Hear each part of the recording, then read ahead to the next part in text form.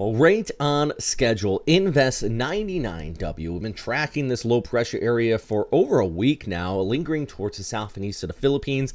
It is now moving onshore, pretty much as we anticipated, as a weak area of low pressure. We said it could get up to a tropical depression, not quite there, but still plenty of convection here all across Mindanao, Siargao, southern areas of Visayas. There is yellow rainfall warnings in place for a good portion of Mindanao, meaning, the heavy rain could cause some flooding and even landslides in those prone and risky areas here. Places like the Cagayan de Oro River there.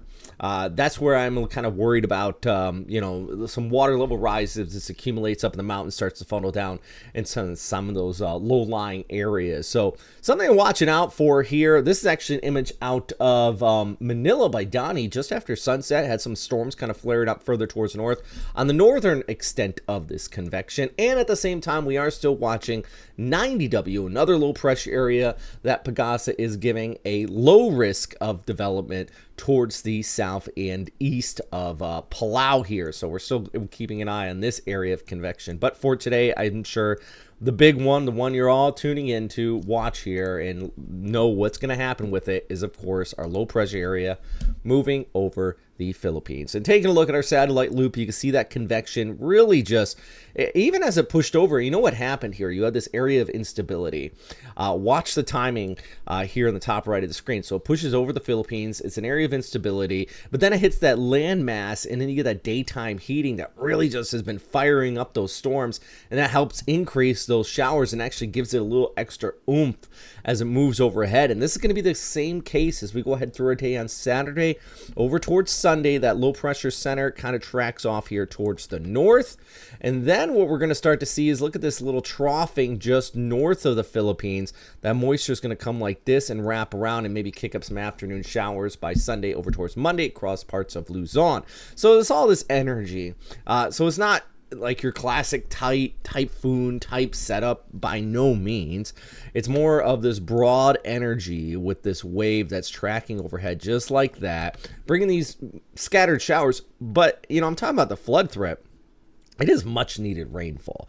I mean, we've been dry, below average rainfall. It's the middle of summer, so you need the rain across parts of Mindanao and Visayas, but, for agriculture and things like that, maybe you have weekend plans out here in Siargao, famous spot for, just going on a nice little surf trip.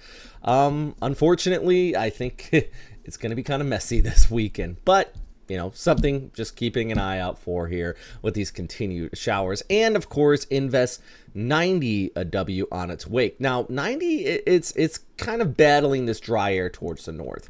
And basically here in the lighter blue is where it's indicating some moisture, and you do have that subtropical ridge just north of that. And I think, the GFS a few days ago was calling for that area to really develop into something. That has backed off quite significantly. In fact, I'll bounce over to the, let's go over to Windy here with the GFS and just show you really quick what I'm talking about.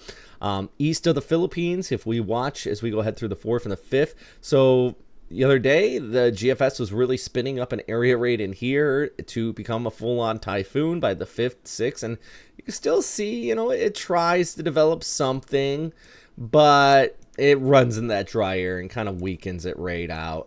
Still, could increase some rainfall for northeastern areas of the Philippines, but it has backed off quite considerably from what it was showing. And this is the ECMWF just basically showing the easterlies continuing to dominate the forecast. So there is that low chance of development per Bagasa, but it is backed off from a high chance. But I think for now, Saturday, our number one topic continues to be the low pressure area moving over the Philippines here on Saturday. You can see all the rainfall in the southern half of the country, but it's not just the southern half. As this energy moves towards the north, you are still going to see places like Mindoro extending out towards Manila, some scattered showers as well. Manila high 34 there. You can see afternoon showers, and then heading out towards the Cagayan Valley. So yeah, it's one of those days where you got all the rain in the forecast. We'll continue to track it here, of course, at Western Pacific Weather. Make sure you follow our Facebook page at Western Pacific Weather as well. Lex has been posting a lot of these great graphics you see here,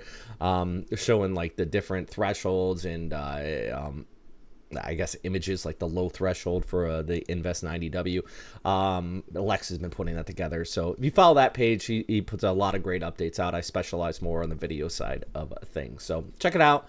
Give us a like, give us a subscribe, and thanks for following the channel. I hope you're all staying dry, safe, and you're having a fantastic weekend out here around the Western Pacific, including the Philippines. If you want to help out the channel, you want to donate, check out our link down below. It goes a long way. All right.